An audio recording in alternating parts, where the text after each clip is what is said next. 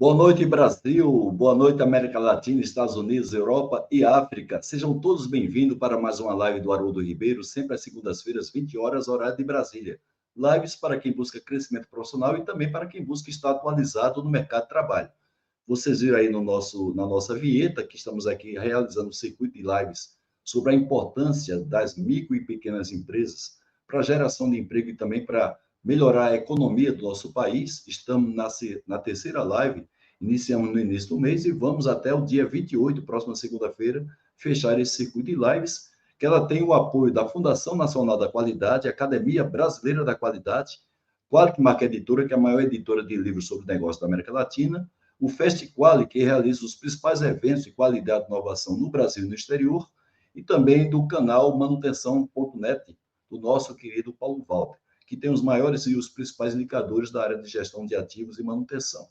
Essas lives são planejadas com a Academia Brasileira de Qualidade, nós elegemos vários temas prioritários para a gestão 2023-2024, estamos no terceiro circuito, o primeiro fizemos o circuito sobre a questão da educação básica, dando ênfase à educação pública, o segundo circuito sobre saúde, aí a gente tratou do sistema de saúde, e agora estamos no terceiro circuito de lives desse ano, falando sobre a questão das micro e pequenas empresas, porque a gente entende, e é um fato, né, a importância das micro e pequenas empresas para a economia do nosso país e também para a geração de empregos. Vamos ter hoje a participação do Movimento Brasil Competitivo, daqui a pouco a gente traz o conselheiro executivo do MBC, o Rogério Caiubi, mas antes disso eu queria mostrar aqui que a gente vai, como sempre, é uma maneira muito evidentemente humilde de compensar a participação de vocês da nossa audiência. Vamos fazer um sorteio no final da live. É importante que vocês, para participar do sorteio, postem alguma coisa no nosso chat, você que está no nosso canal YouTube, LinkedIn, ou até mesmo no Twitter. Estamos agora 20 horas e 3 minutos, esse dia 21 de agosto de 2023. Então, vocês podem postar, mesmo que seja para complementar o nosso convidado e os demais colegas que estão aí na audiência, ou até mesmo fazer perguntas, fazer algum tipo de comentário. Então, é importante isso, porque o aplicativo do StreamYard ele leva em consideração somente quem faz postagens para efeito desse sorteio. Então, no finalzinho, nós vamos sortear esse livro, Planejando a Estratégia de Pequenos Negócios, José Roberto Machado. Então, é um best-seller da Qualimark Editora e também um curso à distância, 5S, formação de auditores, que você tem um ano para fazer com direito a certificado. É um dos 30 cursos que a gente oferece ao mercado que você pode fazer no seu dispositivo quando bem entender, tá bom? Então, no final, nós vamos fazer o sorteio desses dois produtos para compensar a sua participação. Então, sem maiores delongas, vamos chamar aqui o nosso querido Rogério Caiubi. Boa noite, Rogério. Tudo bem? Boa noite, Haroldo. Boa noite, audiência. Para mim é um enorme prazer poder estar aqui de novo com você nessas lives, que tem um enorme impacto. Então, para mim e para o Movimento Brasil Competitivo, é sempre uma grande alegria poder estar junto com vocês. Caiubi, eu que agradeço, em nome também da Academia Brasileira da Qualidade, a gente tem essa parceria de longas datas, né? E sempre que a gente convida o MBC, representado por você, você que é conselheiro executivo, você sempre diz sim aos nossos convites. Muito nos honra ter você aqui presente, você que também participa também de eventos da ABQ. Esse é o terceiro evento que você participa aqui da Lives Haroldo Ribeiro, é sempre um prazer muito grande contar com a participação do MBC, principalmente você aqui com muita propriedade, coloca números e fala muito bem do que o MBC tem feito ao longo desses, talvez, 12 anos, que existe desde que a gente concluiu o ciclo do Programa Brasileiro de Qualidade e Produtividade, que nasceu ali no início da década de 90, e o nosso acadêmico Jorge Gerdau, com algumas outras pessoas fundaram aí o MBC, não é? E tem aí, eu acho que há pelo menos 12 anos a existência do MBC. Então, um prazer muito grande. 23 anos. Né? 23 anos. Errei na conta. Eu falei certo, mas errei na conta. Então, desculpa aí a minha matemática, a gente usa muito o chat GPT e esquece de fazer conta, né, Caiubi? Caiubi, já que eu adiantei um pouco falando sobre o MBC, eu queria, antes a gente falar sobre a participação de vocês do MBC sobre micro e pequenas empresas, eu sei que vocês atendem também médias e grandes, aliás, tem sido essa talvez a maior clientela de vocês, as médias e grandes empresas do nosso país, mas também vocês têm um trabalho às vezes direcionado também para micro e pequenas empresas, principalmente na questão da digitalização. Queria que você fizesse uma breve apresentação do MBC para que quem ainda não conhece, que está aqui na nossa audiência, online ou gravada, tivesse essa ideia do que é o Movimento Brasil Competitivo. Excelente, Haroldo. O Movimento Brasil Competitivo, ele é uma ONG, né, uma organização sem fins lucrativos, uma OCI, e ela, como você mesmo comentou, ela surgiu ali por volta dos anos 2000, e muito no movimento da qualidade, né? Lá no início, a grande aposta era de conseguir levar para o setor público todos os conceitos de governança e gestão, as melhores práticas de governança e gestão dentro do conceito, né, do PBQP, para dentro do setor público, imaginando que com isso, né, seria possível melhorar a eficiência do setor público e, consequentemente, melhorar a competitividade do setor produtivo brasileiro, né? Então, o Movimento Brasil Competitivo, ele não atua diretamente junto às empresas, mas a gente acredita de conseguir criar um ambiente para que as empresas possam ser mais competitivas. Bem, atuou desta forma, né, levando projetos, fundamentalmente, né, de gestão matricial de receita, gestão matricial de despesa, para um número enorme de entidades públicas, sejam elas na esfera federal, estadual, municipal, no Poder Executivo, no Poder Judiciário, e também no Legislativo. Nos últimos 10 anos, fazendo um balanço, a gente percebeu que essa atuação, né, levando ferramentas, conceitos de governança e gestão, ela estava muito relevante, né? Seja por conhecimentos e práticas que ficavam para dentro do governo, seja na formação de líderes, né? Líderes esses que depois foram assumindo posições cada vez mais estratégicas dentro do governo. Mas a gente não ficou satisfeito ainda, a gente não estava satisfeito com essa atuação, e a gente começou a atuar de uma forma mais incisiva na defesa de algumas políticas, de algumas bandeiras que pudessem se transformar em políticas públicas para impulsionar mais fortemente a competitividade. Então, aí, além desse pilar de governança e gestão, o Movimento Brasil Competitivo começou a atuar em mais 3 pilares. O primeiro deles, como você já antecipou, e depois eu falo um pouco mais à frente, diz respeito à importância, né, do governo ter uma estratégia de transformação digital como meio de ganho de competitividade. Foi a partir de um manifesto do Movimento Brasil Competitivo há 8 anos atrás, que foi criada ali, né, que deu início para o desenvolvimento da estratégia brasileira de transformação digital. E assim a gente continua atuando nessa questão de transformação digital, depois eu verso um pouquinho mais dos desafios que a gente tem. A segunda bandeira que a gente tem, a terceira bandeira, né, então governança e gestão, transformação digital, a terceira diz respeito a Custo Brasil. Custo Brasil diz respeito a todos aqueles aspectos porta para fora das empresas, independente se é grande, pequena, média, mas todos aqueles custos porta para fora das empresas que tira a competitividade do setor produtivo brasileiro. Seja ele serviço, seja ele indústria, seja ele comércio, de todos os setores. Esse estudo a gente fez, o primeiro estudo foi feito há 6 anos atrás, e à época, esse custo Brasil representava 1,5 trilhões de reais ao ano, quanto o setor produtivo brasileiro, quanto o setor produtivo gasta mais por fazer seus negócios no Brasil do que gastaria se fizesse seus negócios com as condições colocadas pela média dos países europeus. Da OCDE. Então, 1,5 trilhão, que à época, 6 anos atrás, representava 22% do PIB. Puxa, a gente tirou uma nova fotografia o ano passado, né, com dados de 2021, e esse número subiu para 1,7 trilhões de reais ao ano, né? Aumentou 1,7 trilhão, mas em relação ao PIB ele caiu um pouquinho, foi para 19% do PIB.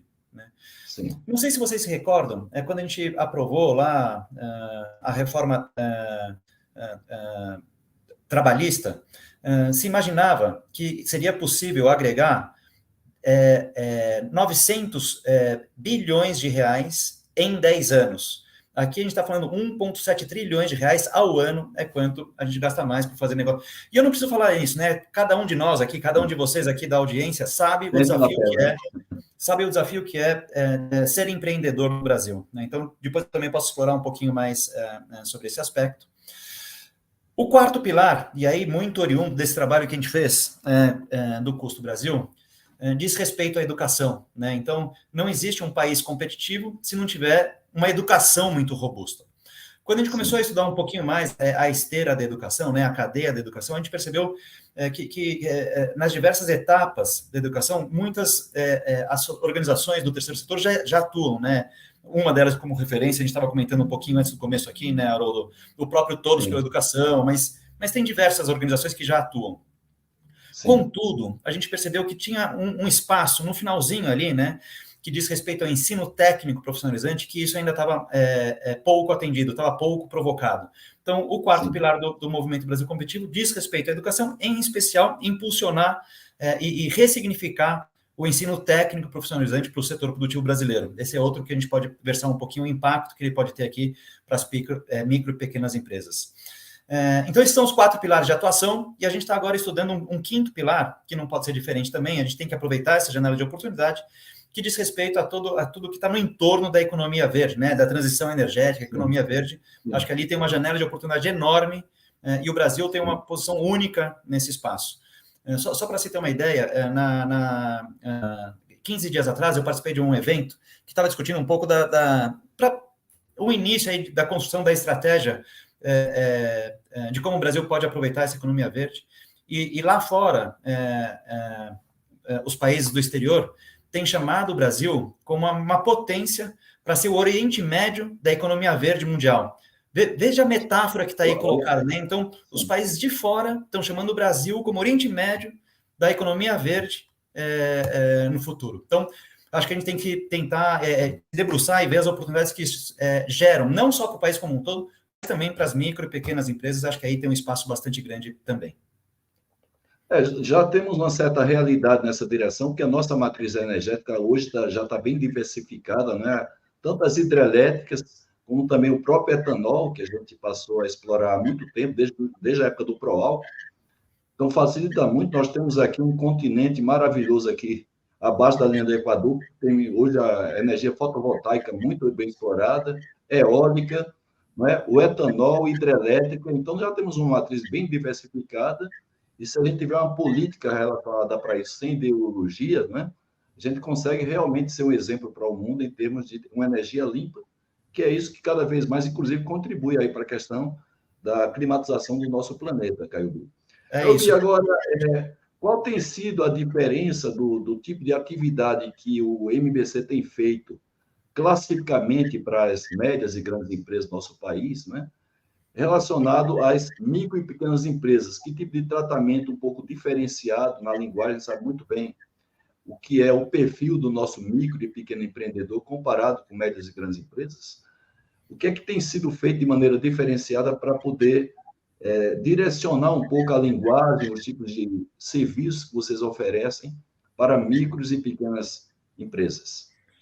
Legal, Haroldo. Então, como eu comentei ao início, né, o Movimento Brasil Competitivo, ele se dedica, né, nessas 4 bandeiras, a trabalhar junto ao setor, junto à iniciativa privada e junto ao setor público, no sentido de tentar desenvolver políticas, né, que possam impulsionar, que possam favorecer a competitividade e o ambiente para o desenvolvimento de negócios no Brasil, né? Então, a gente acredita, né, que existem muitas iniciativas, existem muitos projetos que precisam ser implementados, que precisam ser ajustados, que possam, né, tornar mais fácil a vida do empreendedor brasileiro. E, de novo, sem distinção, né, de pequenos, micros, pequenos, médios e grandes empresas, né? Sim. E aí tem alguns aspectos, né, que são relevantes. Quando a gente fez aquele trabalho do Custo Brasil, a gente vai identificar quais são 12 grandes áreas no qual tiram a competitividade das empresas brasileiras, né?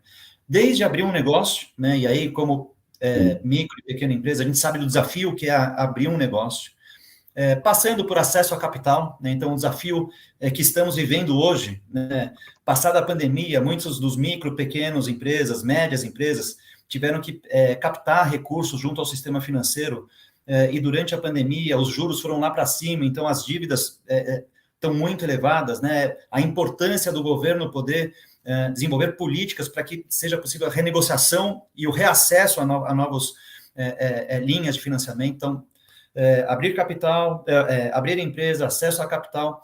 O terceiro aspecto, e é o mais relevante, que é contar com recursos humanos, né? E aí, contar com recursos humanos, tanto a questão do desafio, né, para quem tem lá seu 1, 2, 3, 5, 10 funcionários, a dificuldade que é conseguir manter, né, todas as obrigações trabalhistas, né, em dia, mas além disso, a dificuldade que é também poder contar com uma mão de obra já qualificada para acelerar, né, para que seja um parceiro de negócio, né, mais do que um funcionário, um parceiro de negócio aí nas micro e pequenas empresas, isso por vezes funciona muito bem. Então, terceiro aspecto, contar com recursos humanos. O quarto diz respeito a toda a parte de logística, um desafio enorme, né, e a logística ela impacta não só quando você vai comercializar, mas também até muitas vezes os produtos e insumos que a gente compra, eles são mais caros, porque a logística ela é muito ruim no Brasil, né? Então faz com que os produtos acabem chegando até as nossas empresas de uma forma mais cara. O custo da energia, Haroldo, você comentou, nós temos uma da matriz energética mais limpa, e eu digo mais barata do mundo. O custo de se produzir energia no Brasil é uma das mais baratas. Porém, o custo dela, né, o preço que ela chega para nós, é uma das mais altas. É uma coisa completamente incongruente, né? E a gente percebe, né, nós aqui, empreendedores, a gente percebe na conta de luz que a gente tem ali que pagar com relação aos nossos... o quinto aspecto diz respeito à insegurança jurídica, né? Puxa, a dificuldade que tem de a gente conseguir cumprir todas as leis ou não. Então, esse é um outro ponto que a gente... em média, no Brasil, Haroldo, quando, por algum azar, né, a gente tem alguma ação, algum protesto, alguma coisa, no Brasil, se demora, em média, 1 ano e meio para ter a primeira decisão, em primeira instância, no judiciário. Esse é 1 ano e meio que cria uma insegurança e drena a nossa cabeça, né, de empreendedor, nós ali no dia a dia, e com aquela preocupação daquela ação que, por vezes, faz pouco sentido, então, drena um super tempo da nossa cabeça.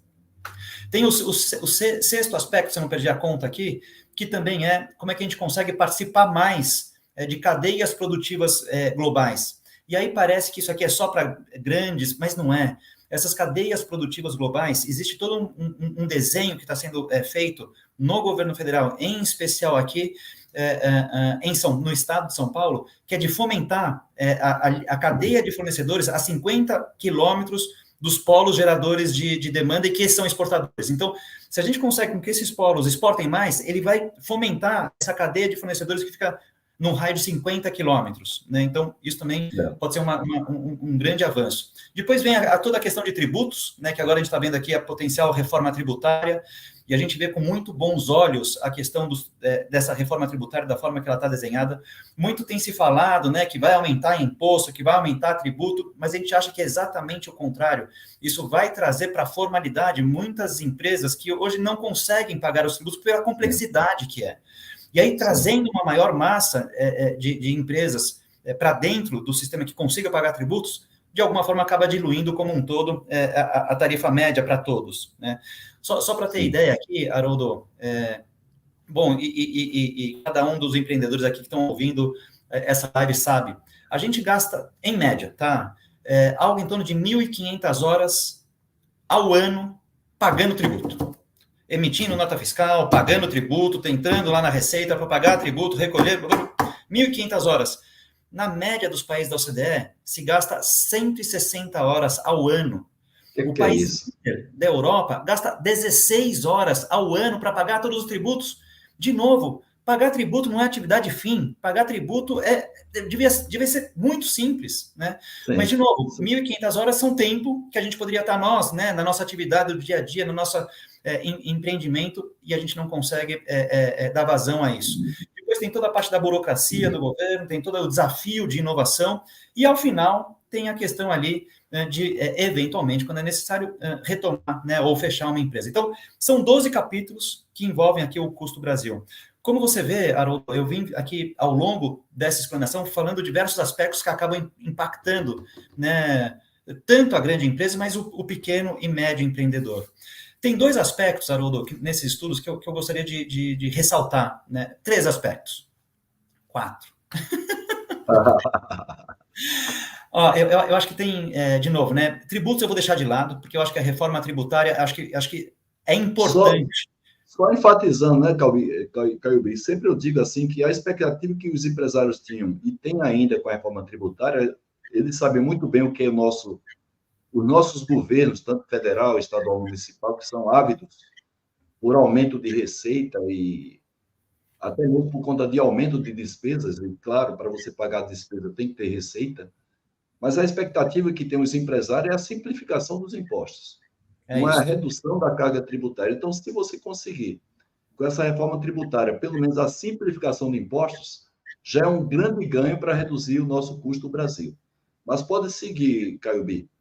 Mas é exatamente isso, Haroldo. Então, acho que o grande pano de fundo dessa reforma tributária que está sendo aprovada são dois. O primeiro que é a simplificação e, pela simplificação, conseguir ampliar a base de contribuintes. Pronto. E fazendo com que a arrecadação total seja a mesma, vai fazer com que, na média, todos paguem menos, né? Lógico que muda de setor para setor, mas esse é o fundamento. Mas tirando a reforma tributária de lado, acho que são três aspectos muito importantes, né, que eu gostaria de reforçar aqui para todos os empreendedores presentes aqui. O primeiro, que eu acho que é um desafio e uma preocupação grande, que 80%, imagino, dos empreendedores estão neste momento, que é a questão das dívidas que foram contraídas durante a pandemia, né? Então, foram momentos muito difíceis. Por vezes, foi necessário, quase que obrigatório, quase que mandatório, para manter o empreendimento aberto, que essas dívidas fossem captadas.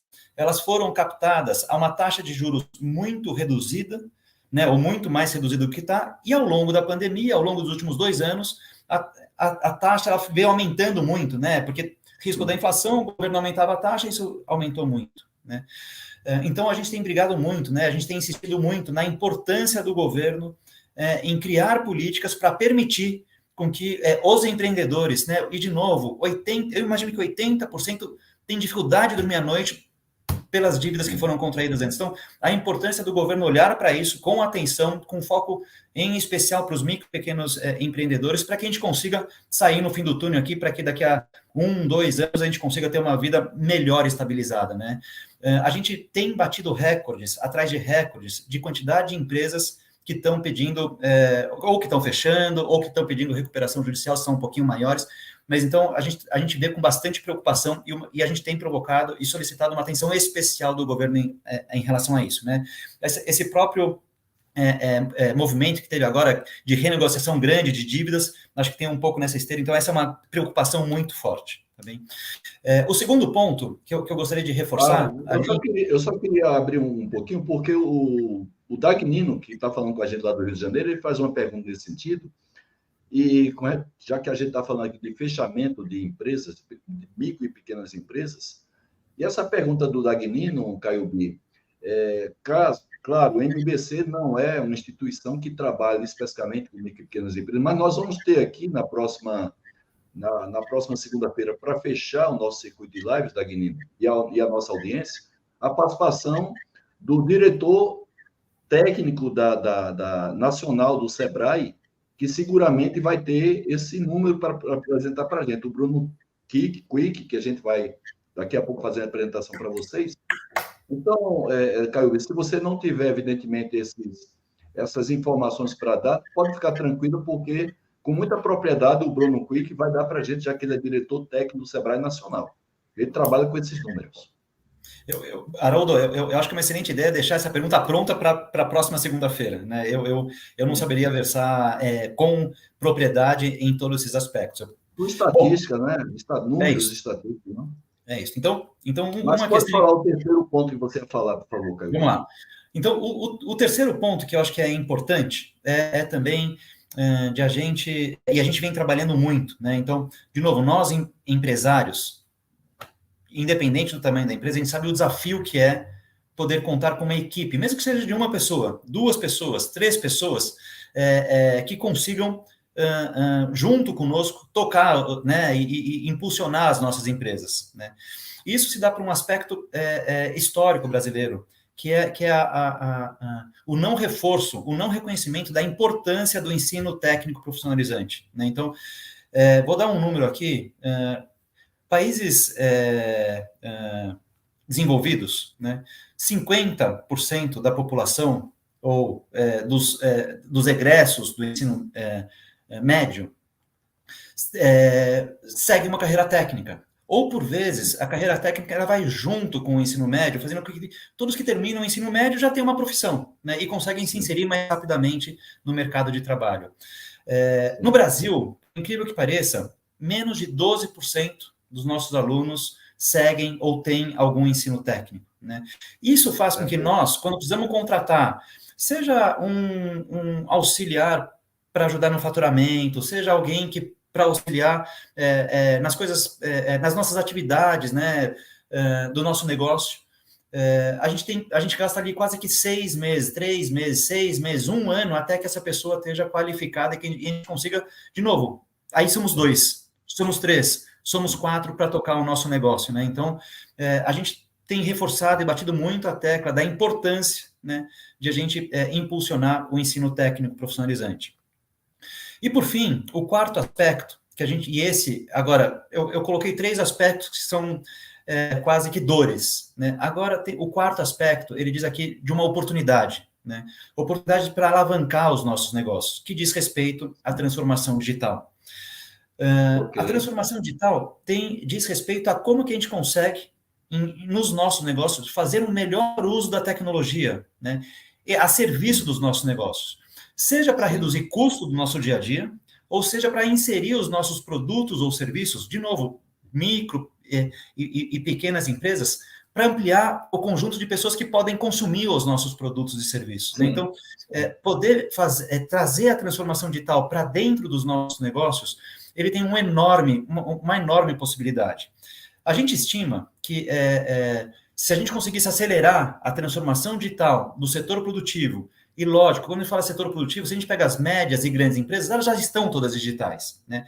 Mas se a gente pega as micro e pequenas empresas, se a gente conseguisse acelerar a digitalização das micro e pequenas empresas, teria o potencial de adicionar até R$1 trilhão no PIB brasileiro. Esse é o potencial máximo que poderia crescer o setor produtivo. E, de novo, por vezes fica muito distante, mas o que é isso? Assim, por vezes, você ter a capacidade de participar desses comércios eletrônicos. Por vezes, diz respeito a você conseguir fazer compras para o seu pequeno negócio de forma virtual, que vai ter o preço muito mais baixo do que aquela mercearia que você compra ali do lado do seu empreendimento. Então, poder acessar mais, tanto na parte de compras, quanto na parte de vendas, e quanto na parte administrativa de ferramentas digitais, isso pode alavancar muito o seu negócio. E a gente percebe também, Haroldo, não só alavancar o negócio, mas grande parte da inovação, grande parte da criação de serviços inovadores, eles começam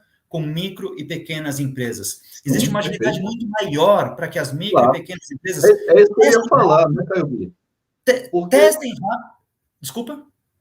Não, é isso que eu ia falar, porque da maneira como a tecnologia está hoje acessível, e pela leveza que tem micro e pequenas empresas, é até mais fácil micro e pequenas empresas migrarem para a digitalização, em função de serem empresas leves, às vezes constituídas, no caso de MEI, até de um proprietário, né? Então, fica muito mais fácil com os recursos que nós temos hoje, inclusive facilitado pelo WhatsApp da vida, Instagram.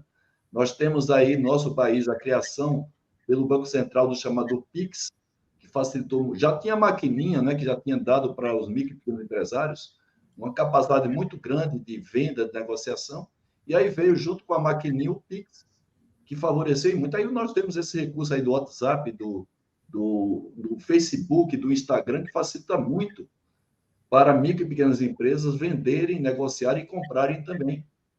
Muito bacana. Isso. Mas pode ser, Caio B. Mas eu acho que foi no ponto, Haroldo. Essa agilidade que tem o micro e pequeno empreendedor permite com que ele teste rápido, erre rápido, arrume rápido. Então ele dá uma capacidade de... Né, tem um termo agora de gestão de projetos, né, que é a gestão ágil de projetos. O microempreendedor é gestão ágil de projetos na veia. Na veia, então, é verdade. Então mas de novo, né, para que consiga inovar, tem que ter a vida financeira ali, né, um pouco melhor resolvida, tem que ter a questão da reforma tributária um pouco mais resolvida, e tem que, de novo, investir fortemente em qualificação, em capacitação. esse é um aspecto que, por vezes, né, a gente, de novo, né, o micro e pequeno empresário tem, como todo empreendedor, tem muito do que a gente fala, né,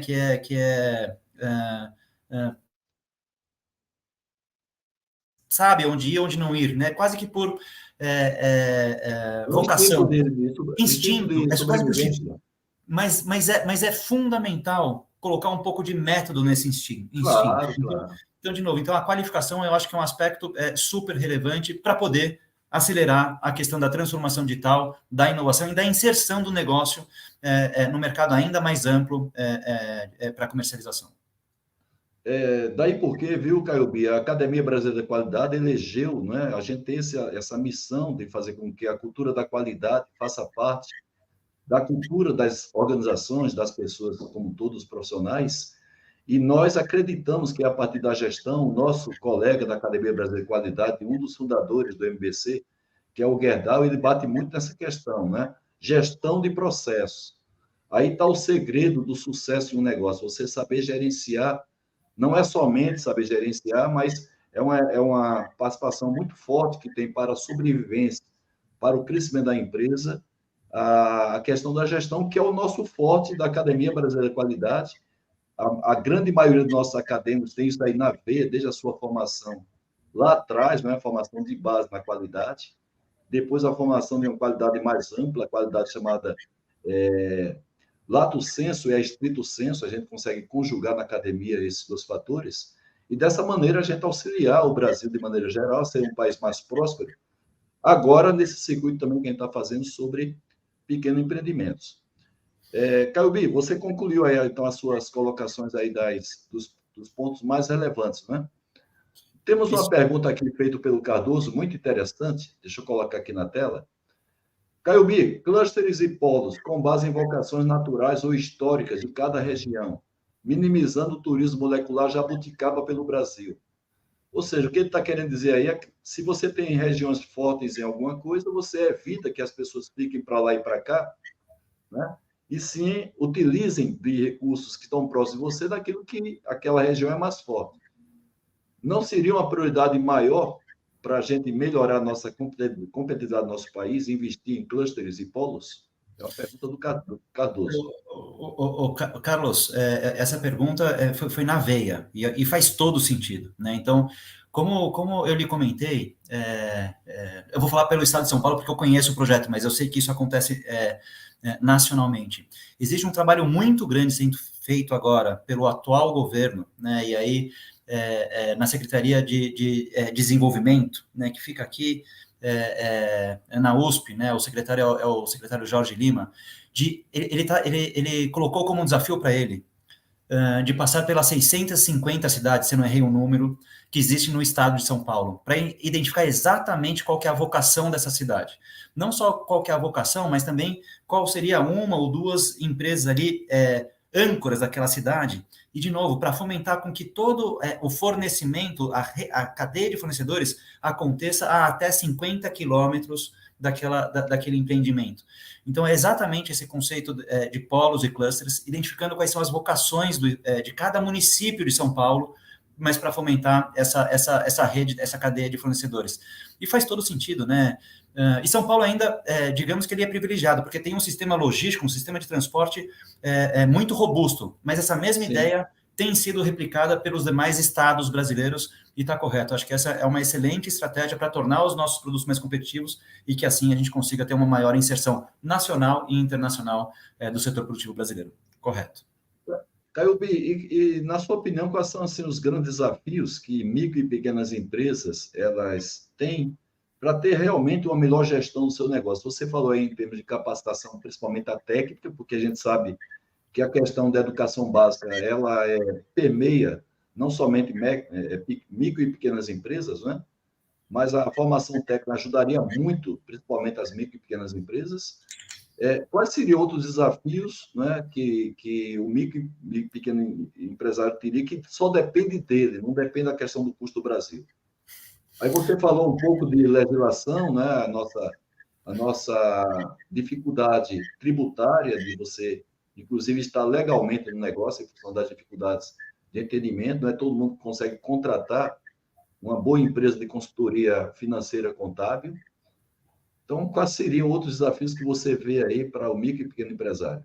Haroldo, eu acho assim, ó, você mesmo já havia mencionado, acho que um aspecto fundamental, um pouquinho antes dessa pergunta, né, que é a ideia de colocar gestão de processos dentro das nossas empresas, né, e aí, de novo, assim, ó, nós como micro e pequenos empresas, eu também tenho minha própria consultoria, né, a gente tem que fazer com que tudo aquilo que não agrega valor, tudo aquilo que é a parte administrativa, tudo aquilo que é a parte burocrática, que a gente consiga o mais rápido possível colocar processos nisso, organizar isso, né? E o melhor de tudo, Haroldo, é que hoje em dia a gente não precisa mais ficar reinventando a roda. Já existem processos, já existem ferramentas, sistemas que nos ajudam a colocar isso em ordem, né? E aí são três ferramentas iniciais que são fundamentais e que vai tirar muito da nossa preocupação. Uma que é a questão financeira, né, para fazer uma boa gestão de fluxo de caixa, né, acho que isso é fundamental, né? Sim. E aí, de novo, separando o que são recursos da empresa do que são nossos recursos pessoais, né? Então, fazer uma boa gestão de fluxo de caixa da empresa separado da nossa vida pessoal, entendendo quais são todas as receitas, entendendo quais são todas as despesas e podendo fazer um bom fluxo de acompanhamento do que eu tenho que pagar e do que eu tenho a receber, e por vezes eu tenho que receber no futuro. Então, essa é uma ferramenta fundamental. A segunda ferramenta que é muito importante, Haroldo, nessa de processos, é a gente poder exercitar o planejamento, né? Por mais que a gente esteja no dia a dia brigando, né, para chegar no dia seguinte, né?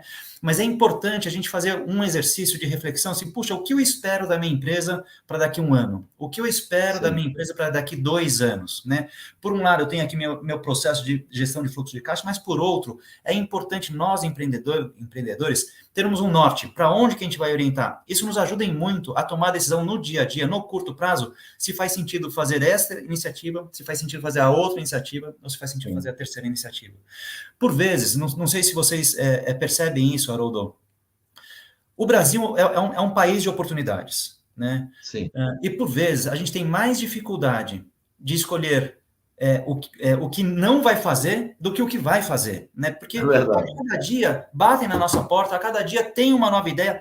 O brasileiro, ele é tido como empreendedor. Todo dia a gente acorda com uma ideia nova, do que a gente pode melhorar. Sim.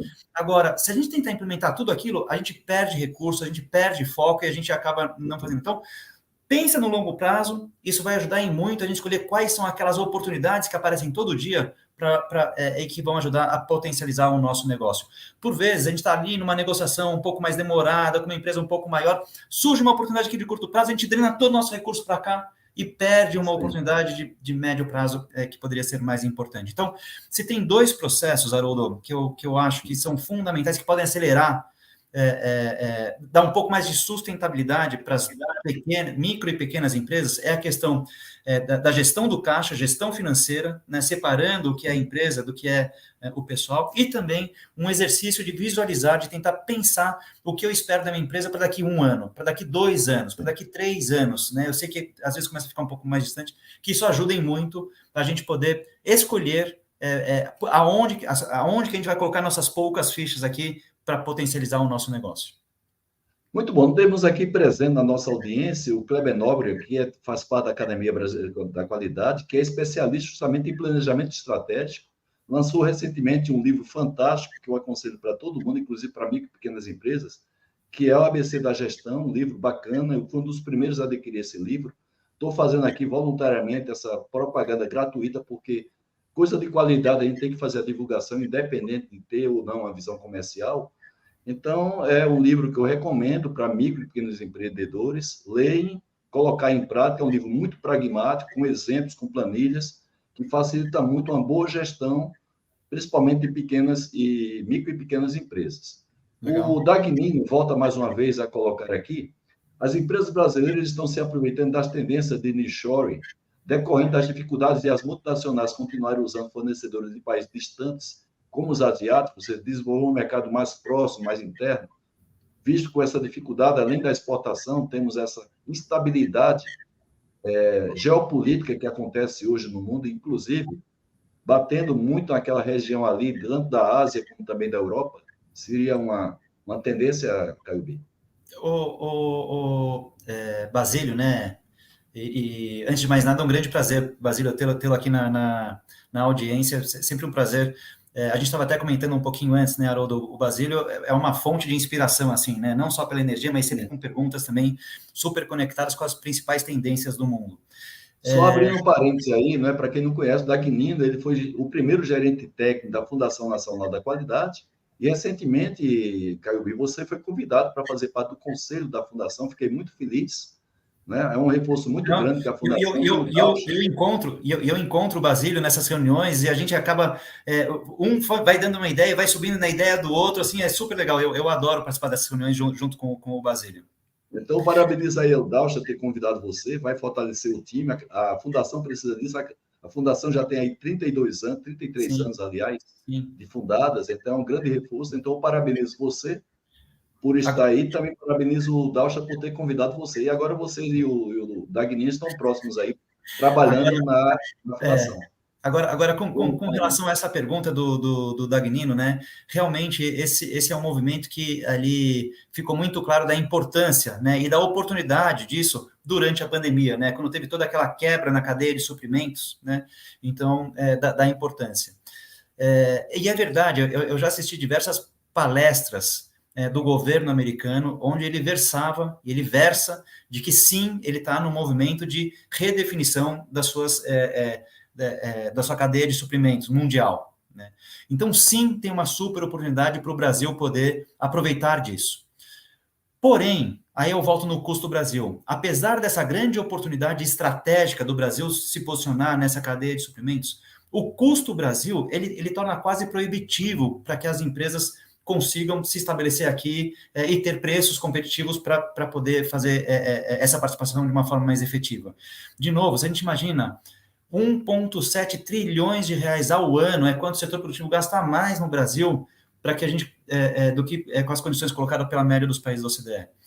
Desses 1,7 trilhões, Dagnino, isso está concentrado em 5 pontos: acesso a capital, contar com recursos humanos, infraestrutura jurídica, infraestrutura logística, a questão da insegurança jurídico-regulatória e a questão dos tributos. São 5 aspectos. Esses 5 aspectos, a gente está, nesse momento, fazendo um trabalho muito próximo do governo federal para que a gente consiga mapear quais são os 3, 4, 5, 10 projetos estruturantes, transformadores, para que possam ser implementados e que, ao longo dos próximos anos, isso venha a reduzir sobremaneira esse custo Brasil. Se a gente conseguir atacar esses aspectos, esses 5 aspectos que respondem por 80% do custo Brasil, sem dúvida nenhuma, a gente vai poder aproveitar muito melhor essa oportunidade do nearshoring, como colocado pelo Dagnino.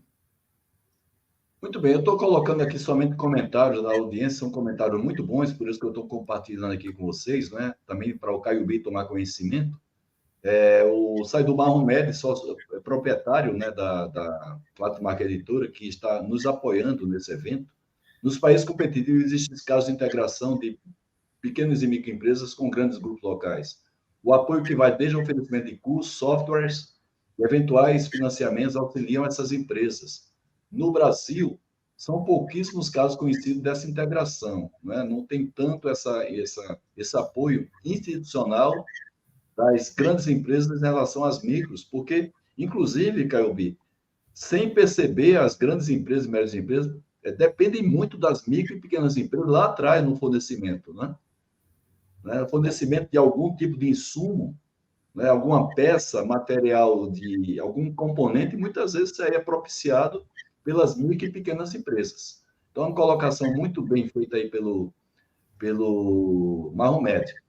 O Gianello, ex-executivo da Volkswagen, ele diz: Caio B, já temos no grupo Paula Souza um projeto feito com as escolas estaduais aqui em São Paulo, né? O Gianello mora aqui no ABC Paulista, propiciando aos jovens sua formação de segundo grau em formação técnica. Como isso está no Brasil afora? Você tem conhecimento dessa colocação de escolas profissionalizantes, como é a Escola Paula Souza, em outros estados do Brasil, além de São Paulo, Caio B? Não tem dúvida que o Paula Souza é uma referência nisso, né? Então, de novo, os outros estados, eles olham para o Paula Souza como referência na potência que ele tem na oferta de ensino técnico profissionalizante.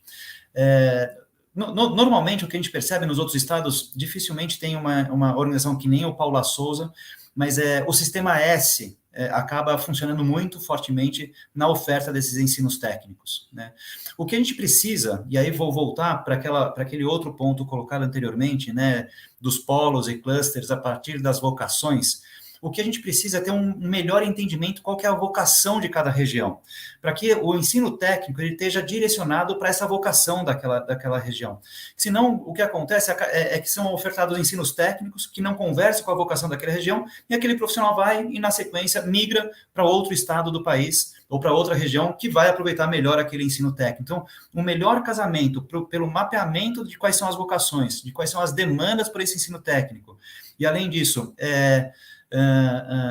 podendo fazer essa oferta de uma forma mais casada, acho que isso é importante.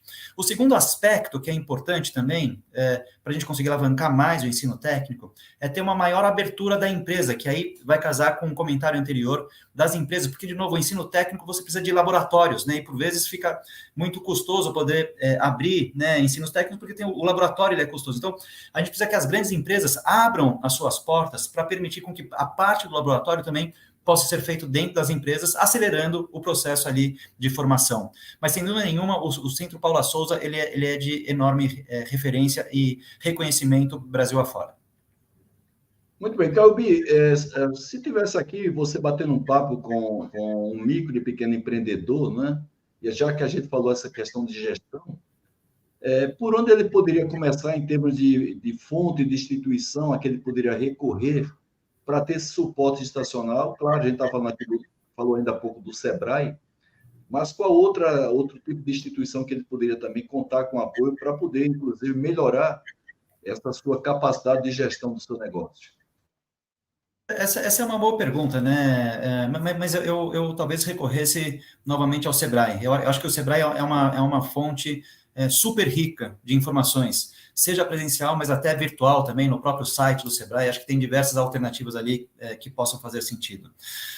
Acho que outro ponto que é importante, e alguns foram comentados aqui, por vezes, acessar individualmente ou sozinho a estes cursos seja mais difícil, mas talvez se pudesse se juntar com mais 2, 3, 4, 5 empresas do mesmo ramo, que por vezes vocês competem, mas por vezes vocês podem estar mais juntos e acessar esse conhecimento que os 5 vão crescer na mesma medida, assim, né? Vão poder concorrer na mesma medida. Então, eu acho que o Sebrae é uma excelente fonte e eu acho que ele recorreria à formação de grupos de empresas, né? Grupos de empreendedores com a mesma essência, com os mesmos desafios e em conjunto, né?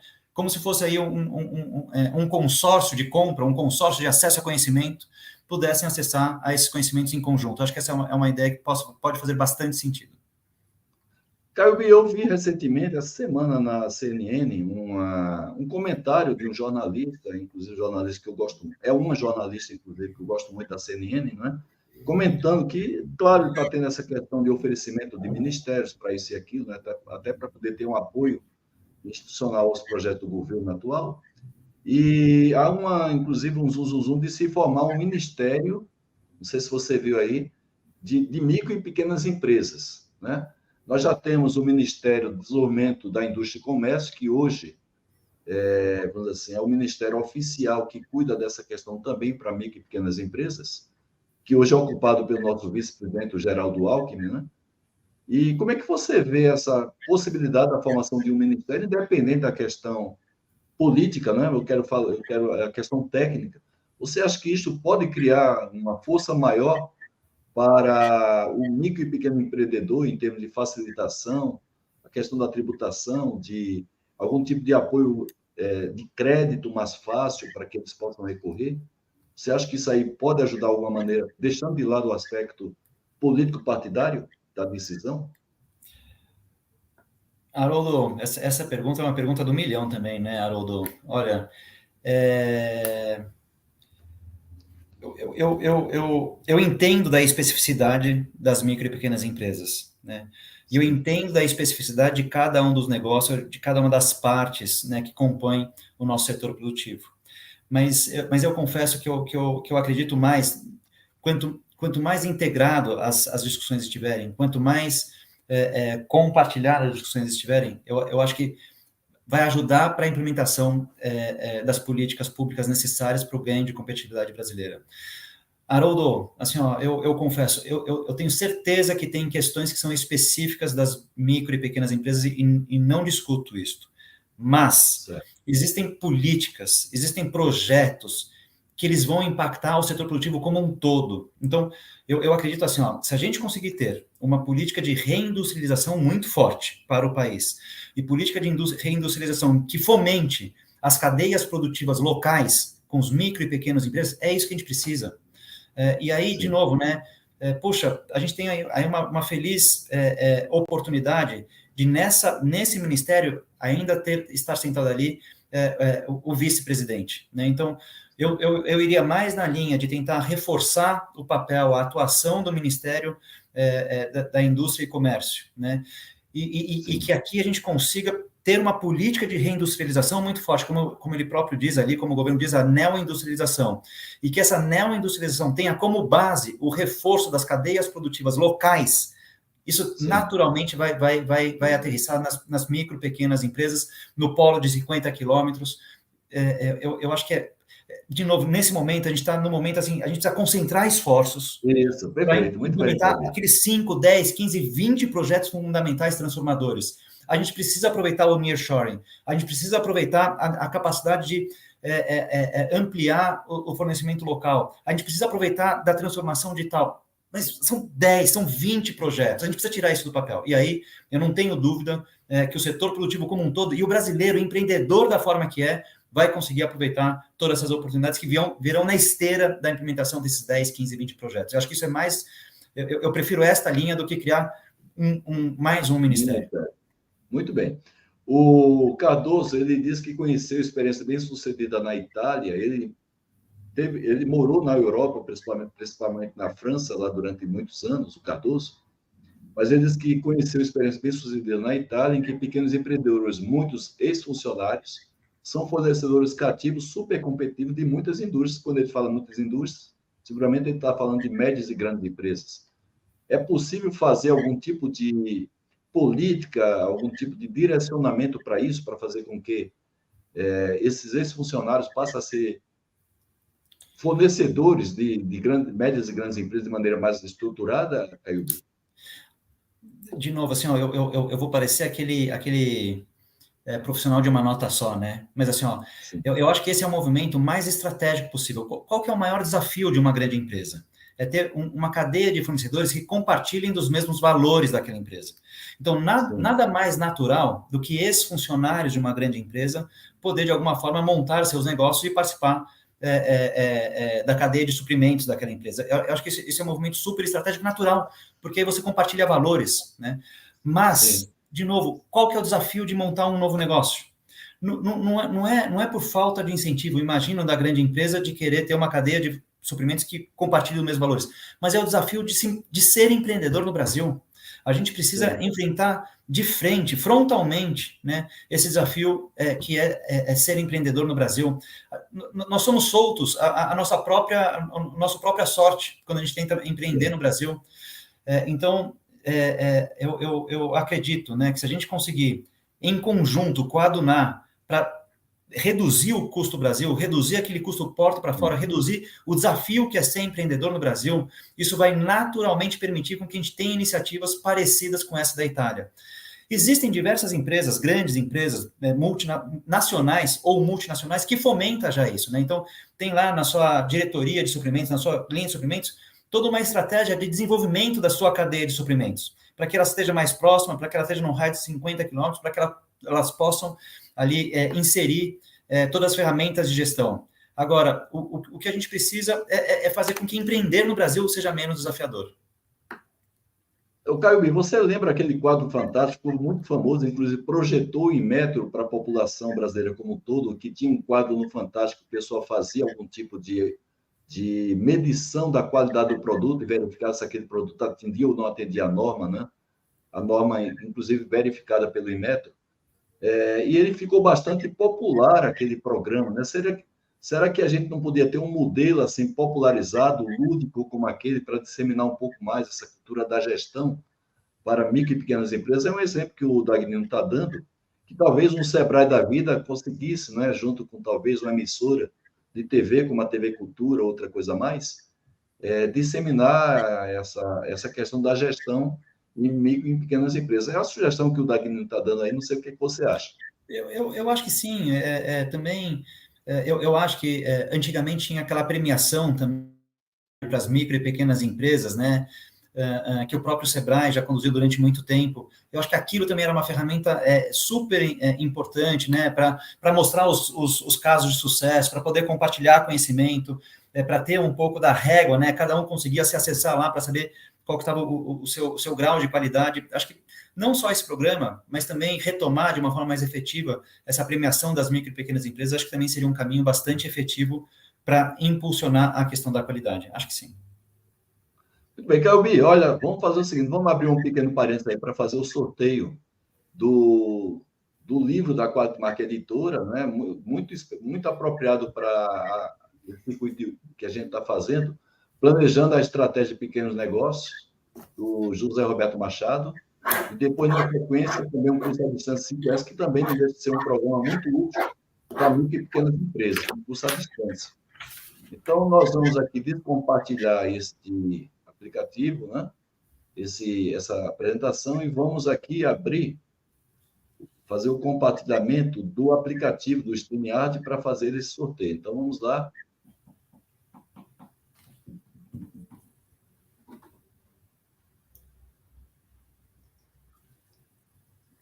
Bem, sorteio do livro da Qualimark Editora, a maior editora de livros sobre o negócio da América Latina, presente também agora na Europa. O livro vai para Fátima Ribeiro. Então, parabéns, Fátima. Depois a gente pega seu endereço. E agora, o curso à distância de 5S. Entre os 30 cursos que nós oferecemos ao mercado, com direito a certificado. Vai para... Boa sorte a todos. Desde já a gente agradece. Jurandir dos Santos. Então, Jurandir, manda teu endereço para pdca@terra.com.br. Caio B, você sabe que eu gosto de ser muito pontual, né? Faz parte da nossa proposta, então estamos nos aproximando aí das 21 horas. Temos 3 minutos para, primeiro, agradecer mais uma vez a você, parabenizar o excelente trabalho que o MBC tem feito e você tem feito dentro do MBC com a sua equipe, e a parceria que o MBC tem conosco, da Academia Brasileira da Qualidade.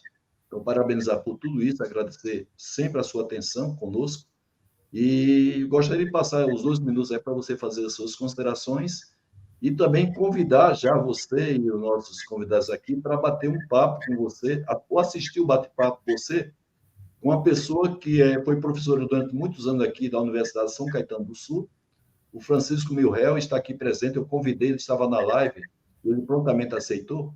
Então, ele vai dar uma síntese, mais ou menos, o que ele achou mais interessante da nossa live, durante 3, 4 minutos. E você e toda a audiência está aí convidado, né, para depois que você fizer as suas considerações finais, a gente trazer aqui o Milrel para poder compartilhar conosco um pouco da sua conclusão em relação à nossa live de hoje. Então, fica à vontade, Caio B.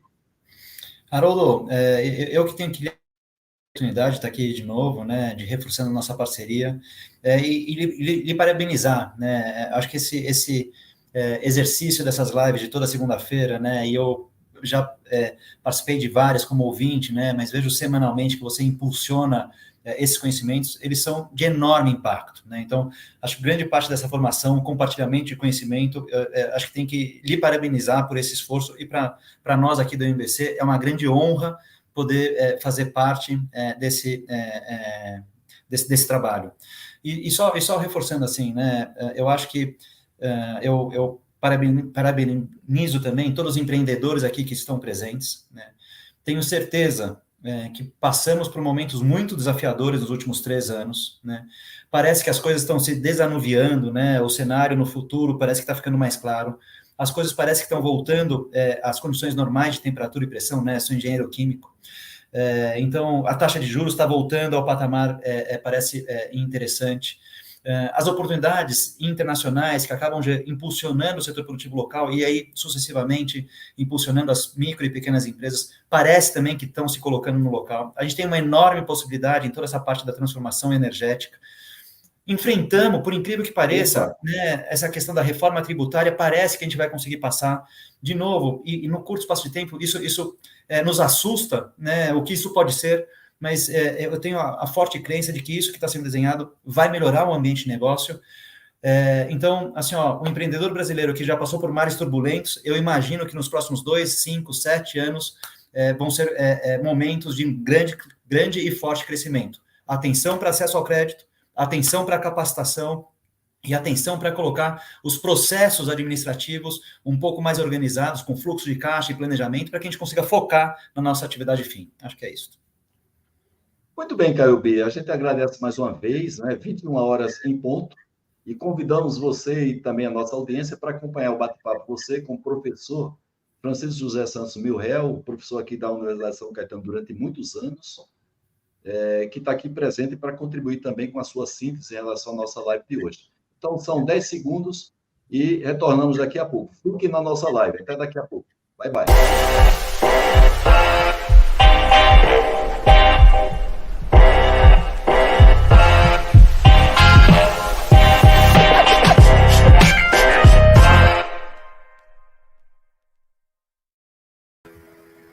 Boa noite, Milréu. Como vai? Boa noite, tudo bem? Tudo bem, Haroldo? Tudo bom? Boa noite, Rogério. Tudo bem? Tudo bem, Francisco?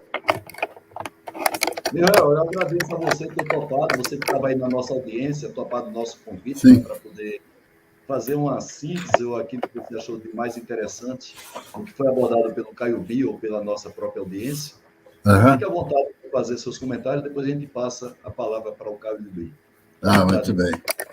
Primeiro, agradeço aí o convite, importante participar dessas lives, que traz muito conhecimento e atualizado.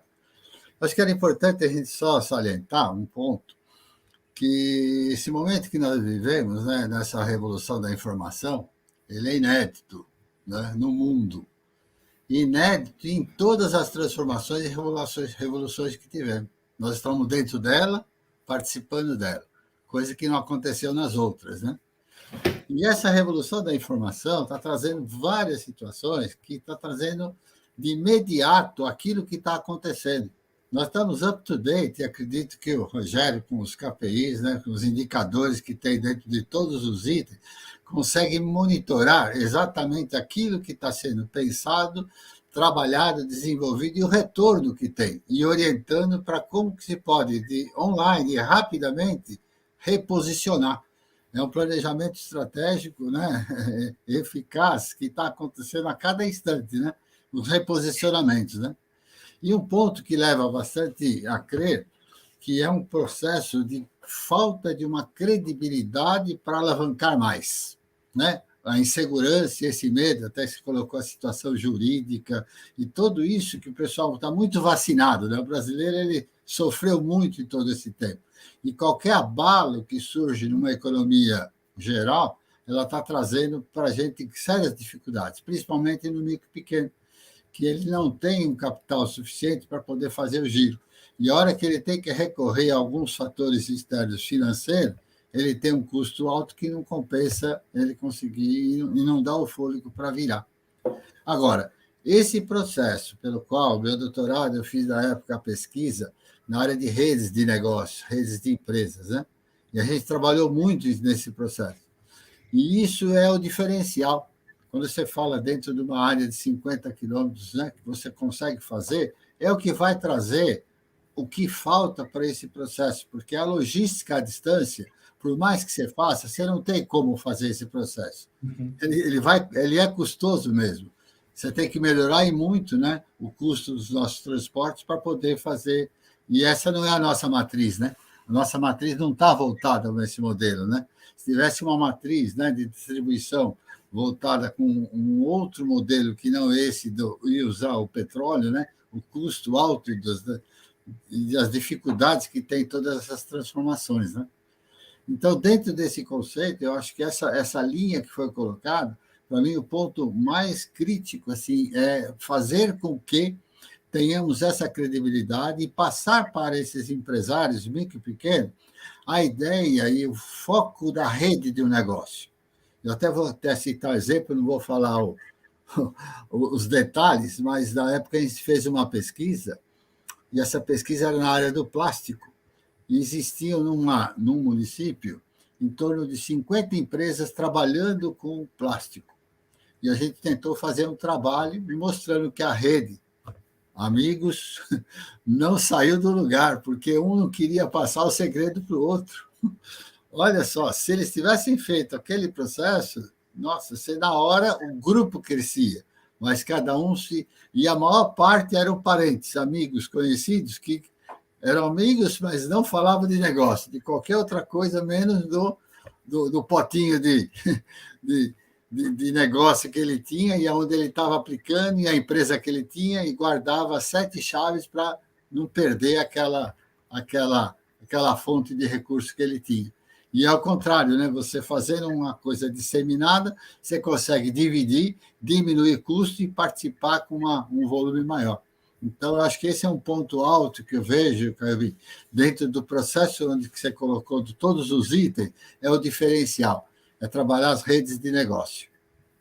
E foi, inclusive, o tema que eu trabalhei no doutorado e no pós-doutorado, trabalhando nesse modelo, né? E dá uma diferença tremenda, só que essa credibilidade, o modelo de gestão, o modelo de governança da corporação, né? Está todo especificado, tem todo estruturado, mas a pessoa acreditar que aquilo funciona é difícil. E Francisco, eu acho que é um ponto super importante que você está trazendo, e criar essa rede de colaboração local, né? Para que todos consigam, de alguma forma... os desafios são os mesmos, né? Consigam ele crescer, né? E fomentar a economia ali local. E eu acho que isso é super importante. Mas Francisco, não sei se no seu estudo apareceu, mas a gente tem um desafio enorme de conseguir com que os empresários de uma mesma região uns confiem nos outros. Esse é o problema, a credibilidade. E aí, Francisco, assim, ó, eu sou síndico aqui do meu prédio. É difícil buscar consenso até no próprio prédio. Sim. E aí... Não precisa hoje, não, Caio. Dentro da própria família, a gente já tem dificuldade para isso, né? Eu faço essa brincadeira, né? Mas assim, ó, eu acho que a gente precisa mudar uma chavinha na cabeça de nós brasileiros, né? Que eu acho que é importante. A gente, nessa atuação do MBC junto ao governo, por vezes a gente fala assim, puxa, difícil, né? Buscar um consenso no governo, né? Mas o governo ele é reflexo de como nós do setor produtivo atuamos, porque fica cada um tentando puxar a brasa para sua sardinha, né? Sim. Ou como dizem os gaúchos, puxar a brasa para o seu assado, né? E aí o governo ouve uma coisa para cá, ouve outra coisa para lá, e fica muito fácil não fazer nada. Então o que eu acho, assim, ó, eu acho que... Por isso que quando você colocou, Haroldo, a questão de criar mais um ministério, eu tento a não achar que é legal. Assim, o que a gente precisa é juntar lá, criar coalizões de empreendedores em cada região, identificar qual é a vocação e fazer com que essa coalizão seja forte o suficiente, tenha credibilidade ali. Agora, como mudar essa chavinha, Francisco? Putz.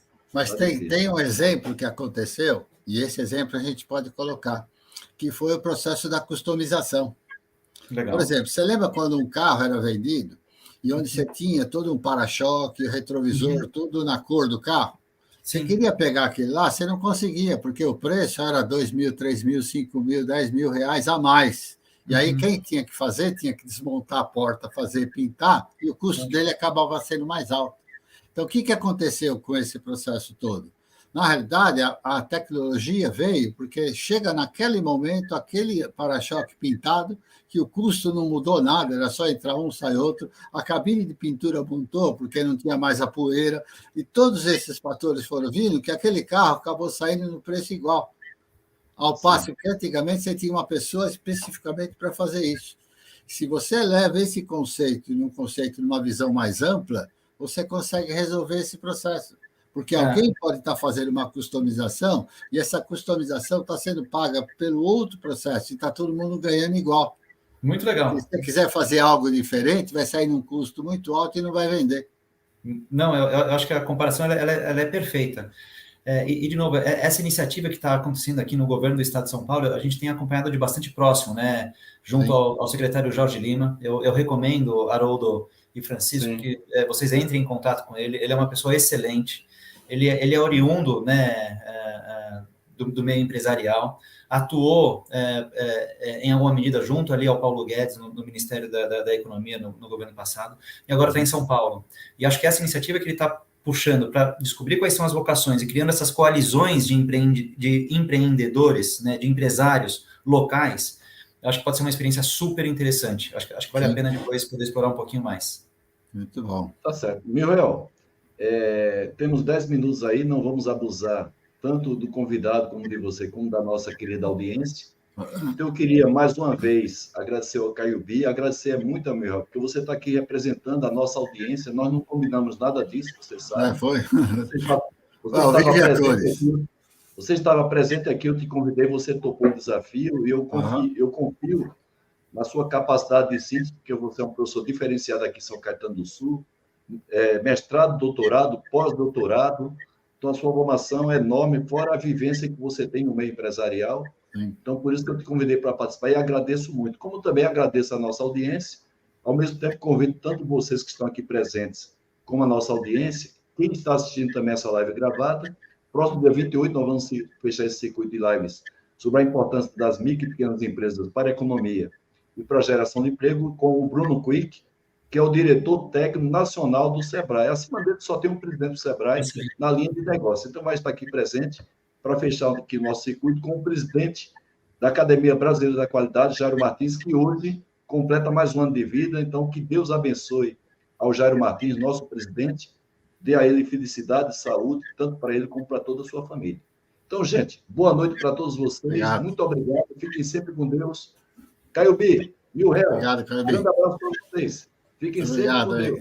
Tchau. Obrigado, Haroldo. Um abraço. Até segunda-feira. Tchau, tchau.